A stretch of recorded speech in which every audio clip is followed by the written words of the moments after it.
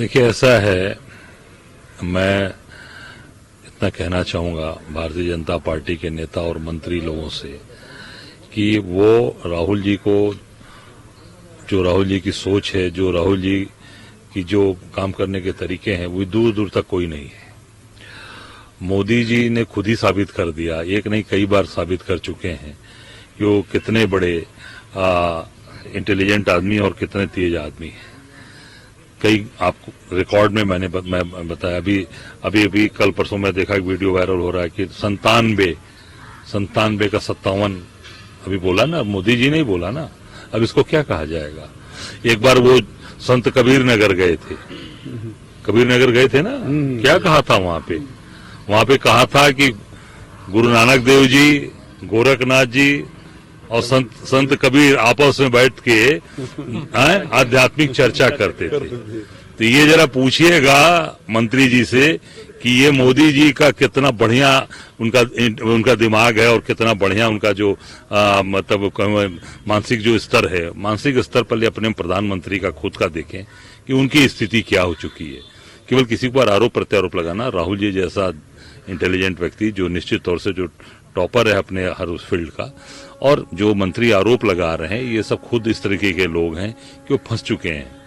आप देखेंगे उठा के उनकी सारी चीजें खुद ही, मैं समझता हूं कि उनको तो किस तरीके से भारतीय जनता पार्टी ने अपने यहाँ लेकर, और उनकी पत्नी को जो लगातार वहां से बेचारी मेयर थी, उसको भी हटा दिया, उसको भी टिकट नहीं दिया।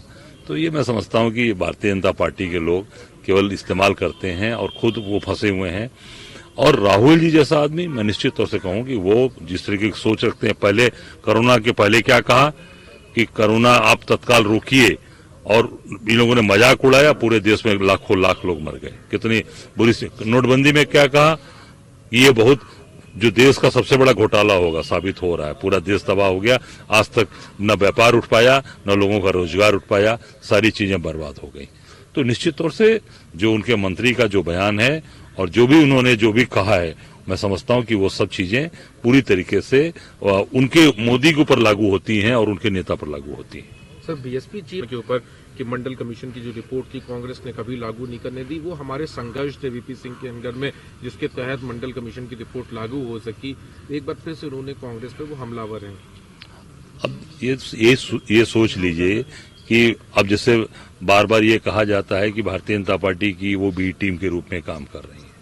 आप ये देखिए कि आज केंद्र में भाजपा की सरकार है, प्रदेश में भाजपा की सरकार है, और अटैक कांग्रेस पे कर रही है, हमलावर कांग्रेस पे हैं।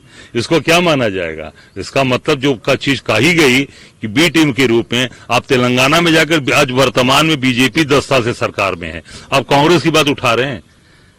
आज जो बीजेपी से जो चीजें आपको बोलना चाहिए था कि आज बेरोजगारी बढ़ गई, उनका वोटर परेशान है, उसको रोजगार नहीं मिल रहा, काम नहीं मिल रहा, उसको कहीं पर भी कोई काम नहीं है, और पूरी तरीके से उत्तर प्रदेश में जंगल राज का, इस पे नहीं बोल रही हैं, कांग्रेस पर बोल रही हैं। क्यों? क्योंकि ईडी और सीबीआई के दबाव में, और ये भारतीय जनता पार्टी मोदी उनसे बुलवा रहे हैं, ये मोदी उनके जो है उनसे बुलवा रहे हैं। मैं सीधे सीधे कहना चाहूंगा, तो वो कांग्रेस को जानबूझकर हमलावर, कांग्रेस को केवल और केवल कांग्रेस को मतलब चीजों को, पुरानी बातों को उठाना। वर्तमान में प्रदेश और केंद्र में भाजपा की सरकार है, उनके खिलाफ क्यों नहीं बोल रही हैं आप? उनकी आप स्पोक्स पर्सन बन के क्यों बोल रही हैं? सर, वर्ल्ड कप के ऊपर मैं बीसीसीआई से कहूंगा कि आने वाले कोई भी मैच किसी भी गांधी परिवार के बर्थडे पे या उनके उस पे ना रखे जाएं। नहीं, ये तो मैं ये कहना चाहूंगा कि ये रखने वाले कौन लोग थे। ये रखने वाले भी तो जय शाह थे, अमित शाह के बेटे जय शाह। तो जय शाह को क्यों नहीं बोला उन्होंने। मैं समझता हूं कि ये निश्चित तौर से हेमंत बिस्वा का जो मैं कहूं कि मानसिक संतुलन गड़बड़ हो गया है, मानसिक स्थिति खराब हो चुकी है। इंदिरा जी जिन्होंने अब देश के लिए कुर्बानी दी, देश के लिए अपनी जान दे दी, उनका जन्मदिन हम लोगों ने पूरे देश में धूमधाम से मनाया है। और निश्चित तौर से इंदिरा जी बलिदानी महिला हैं, आयरन लेडी जिनको कहा गया। और ऐसी आयरन लेडी के बारे में अगर ये बात ये कहते हैं, मैं निश्चित ये कहना चाहूंगा कि हेमंत बिस्वा शर्मा का जो मानसिक संतुलन है वो खराब हो चुका है। एक आखिरी सवाल है, उत्तरकाशी में एनडीआरएफ की अब कुछ टीम्स हैं जो वहां पे पहुंच चुकी हैं। 40 से 41 लोग वहां पे अभी भी फंसे हुए हैं।